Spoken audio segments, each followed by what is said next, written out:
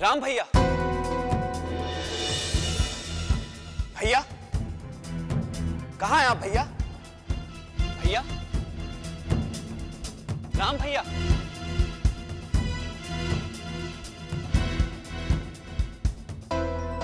आधी रात में भैया कहाँ जा सकते हैं? पूरे महल में शांति छाई हुई है, सभी सो रहे हैं, पर न जाने राम भैया को क्या हो गया है। मेरी आशंका ठीक थी, हो ना हो कोई विशेष बात है। किंतु वनवास में तो कभी ऐसा नहीं हुआ कि राम भैया कहीं रात में चले गए हों। हो सकता है कि उनके मन में कोई ऐसी बात चल रही हो जिसे वो किसी से बांटना नहीं चाहते हो। पर ऐसी क्या बात हो सकती है उर्मिला? राजधर्म में तो भैया से कोई भूल हो नहीं सकती। राजा में भी सब सुख और शांति है। जीवन में राजधर्म के अलावा भी ढेर सारी बातें होती हैं स्वामी, ढेर सारी समस्याएं होती हैं और ढेर सारे रहस्य होते हैं। ऐसा भी तो हो सकता है कि उनके पारिवारिक जीवन में कोई संकट हो। पारिवारिक जीवन और राजधर्म दोनों में अंतर होता है सीते। दोनों को एक साथ जोड़ना उचित नहीं है, इससे पारिवारिक जीवन संकट में पड़ जाता है। क्षमा करें स्वामी, किंतु आपने अपने पारिवारिक जीवन पर कभी गंभीरता से विचार नहीं किया है। ये कैसी बातें कर रही हो सीते? मुझसे कोई भूल हुई है क्या? मैं इसे आपकी भूल कहने का साहस तो नहीं कर सकती, पर इतना अवश्य कह सकती हूँ कि आपको अपनी सीता पर विश्वास नहीं रहा। आप सीता को पराई नहीं समझते, तो अपनी भी नहीं समझते।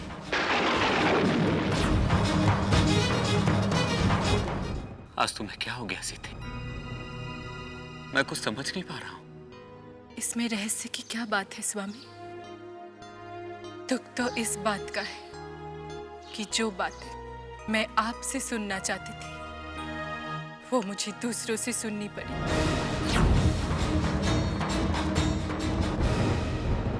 राम को तो सीता का त्याग कर देना चाहिए।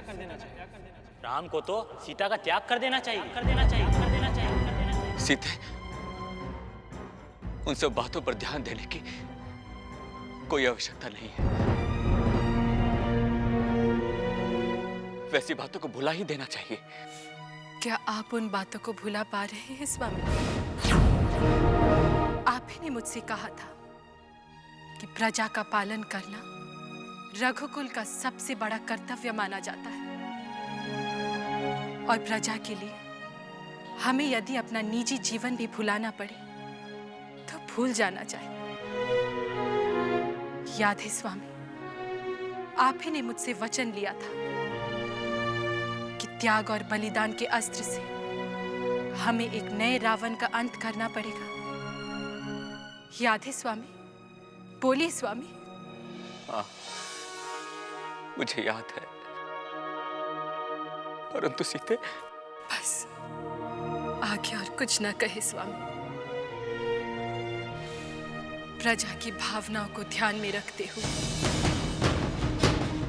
अयोध्या की महारानी, मिथिला की राजकुमारी सीता आपको साक्षी मानकर ये प्रतिज्ञा करती है कि अपने प्राण त्याग कर इस महान कुल की मर्यादा की रक्षा करने में मैं आपकी सहायता करूंगी। मुझे आज्ञा दी स्वामी।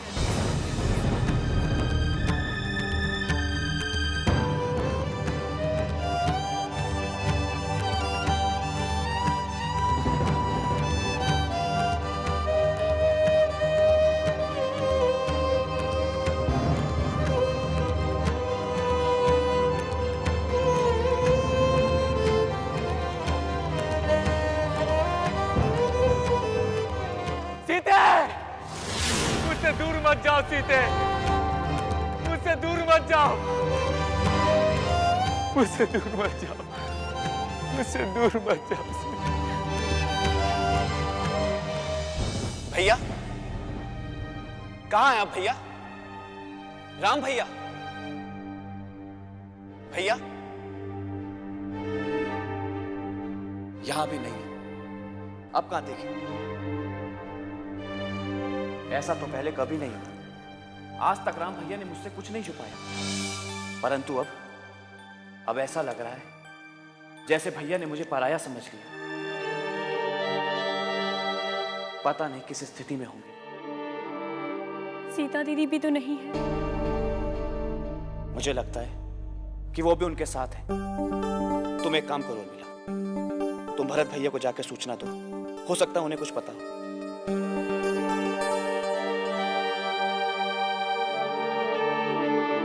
हो रहा, और आश्चर्य हो रहा, इतने प्रहरी होने के बाद भी राम भैया कहां चले गए किसी को कुछ पता नहीं।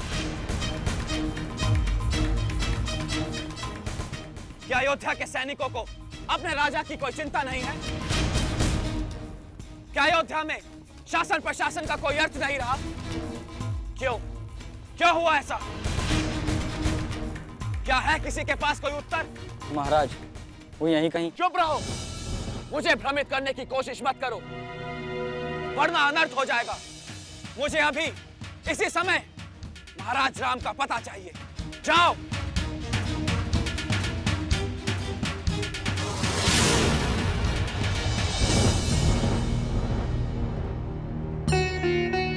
कितने त्याग और बलिदानों से आप सब अयोध्या को महान बनाया, इसकी प्रतिष्ठा बढ़ाई।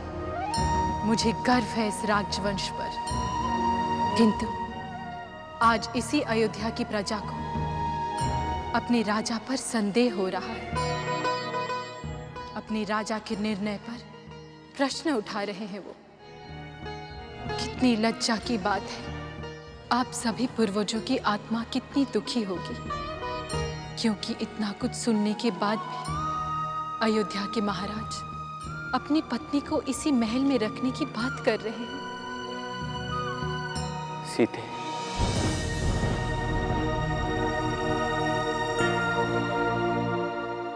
देखिए स्वामी, आज हमारे पूर्वज भी बोल पड़े हैं। उन सबका भी वही निर्णय है जो मेरा है। बस करो सीते,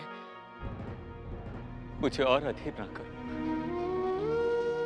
मैं जानता हूं तुम ऐसी स्त्री हो जो अपने पति के लिए सारे संसारिक सुख छोड़ सकती है, रघुकुल की प्रतिष्ठा के लिए अपने प्राण दे सकती है, परंतु सीते मेरे लिए अब और किंतु परंतु ना करे स्वामी। हम इस समय के निर्णय को स्वीकार करना ही पड़ेगा।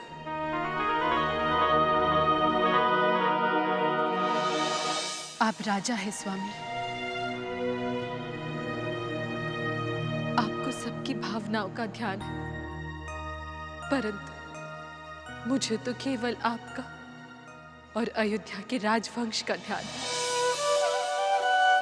कोई आप पर उंगली उठाए और मैं चुपचाप बैठे बैठे देखती रहूं। स्वामी, ये निर्णय यदि आप लेते तो मुझे गर्व होता। भैया, आप यहां हैं और मैं? लक्ष्मण,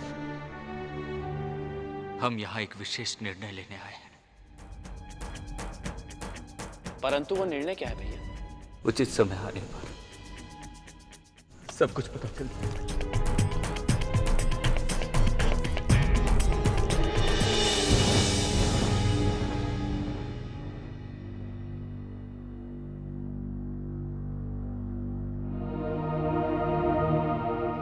मेरे लाल, अपनी माँ के साथ साथ अब तुम्हारी भी परीक्षा है, क्योंकि अपने पिता के राजधर्म में अब तुम्हें भी सहयोग करना है। इसीलिए अपनी माँ के साथ अब तुम भी तैयार हो जाओ उस यात्रा को तय करने के लिए जिसके मार्ग पर केवल कांटे ही कांटे हैं। और हाँ, मेरे इस निर्णय को तुम्हें स्वीकार करना ही पड़ेगा। मेरी बात सुन रहे हो मेरे लाल? यदि सुन रहे हो तो मुझे वचन दो कि मेरी इस यात्रा में तुम मेरा साथ दोगे। मेरे पुत्र, मेरा साथ दोगे ना? तुम्हारे इस मौन को मैं स्वीकार समझकर, इस राजपाट के सुख को त्याग कर मैं इस यात्रा पर निकल रही हूँ पुत्र।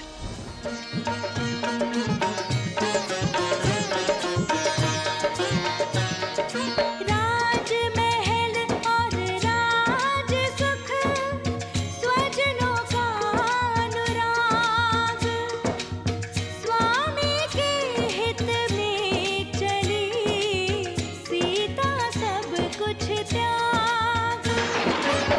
सीता की है गर्भावस्था, वन में कोई सुविधा न व्यवस्था। आगत के दुख बिना विचारे, चल दी राजा क्या सिरधारे। बंदी गृह में दंड के निश्चित होते साल, सीता के वनवास का किंतु अनिश्चित काल। दृढ़ निश्चय संकल्प अटल है, सीता संग रघुकुल का कलह रखनी है सुरक्षित, यह अमूल्य निधि राम की। जब आवश्यकता सेवा और विश्राम की, जब आवश्यकता सेवा और विश्राम की, तब धाम त्याग कर चल दी लक्ष्मी धाम की। सिया राम ही जाने क्या लीला सिया राम की।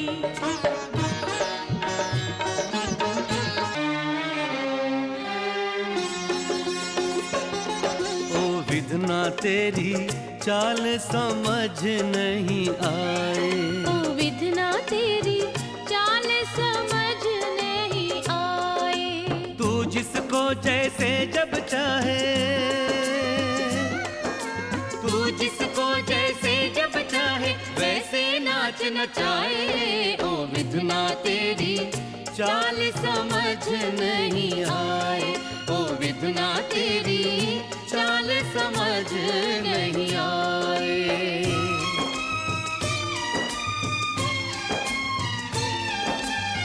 रघुवर को पति रूप में पाने, सिया गई गोरी मात मनाने। अगणित व्रत उपवास के जिनके कारण रखे सिया ने, दूर उन्हीं से जाने का अब मानस लगी बनाने। क्यों हृदयों को लाए निकटतम, क्यों हृदयों को लाए निकटतम, क्यों फिर दूर हटाए। ओ विधना तेरी चाल समझ नहीं आए।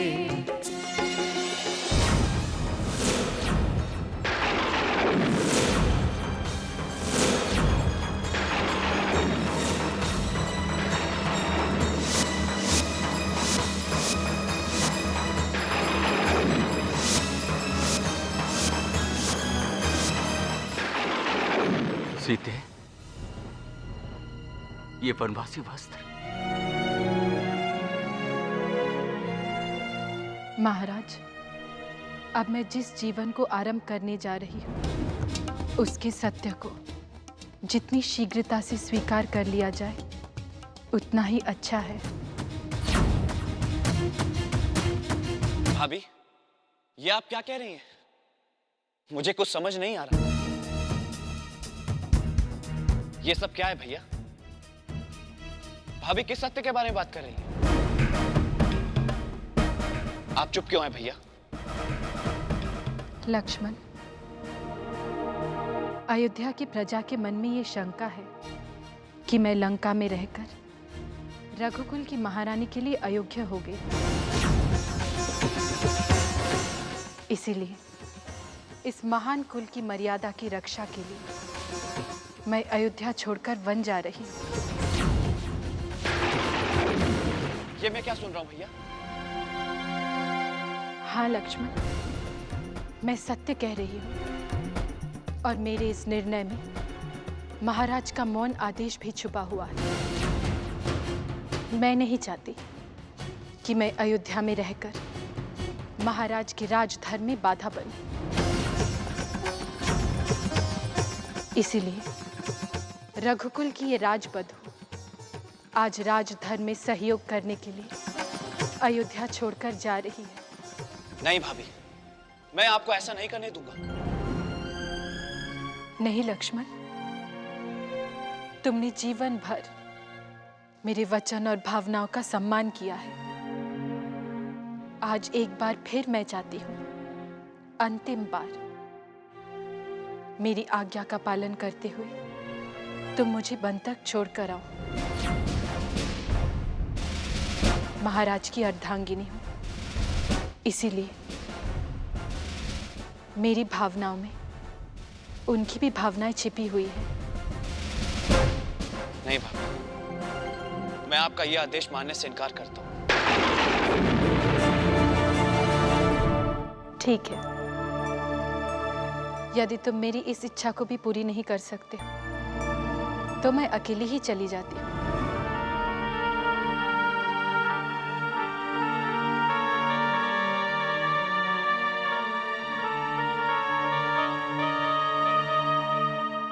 मुझे आशीर्वाद दीजिए कि मैं अपने लक्ष्य में सफल हूँ।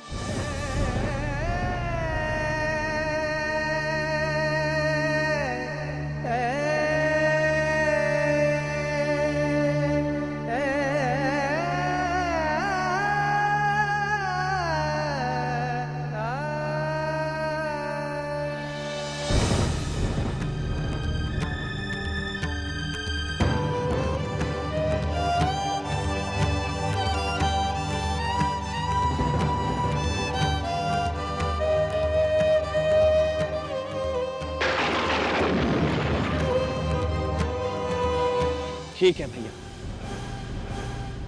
अब अगर आपका यही निर्णय है तो मैं आपके इस निर्णय को स्वीकार करने के लिए तैयार हूं।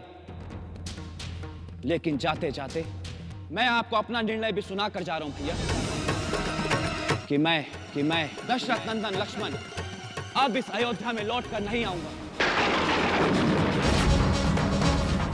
और मेरे इस निर्णय को कोई बदल नहीं सकता, आप भी नहीं।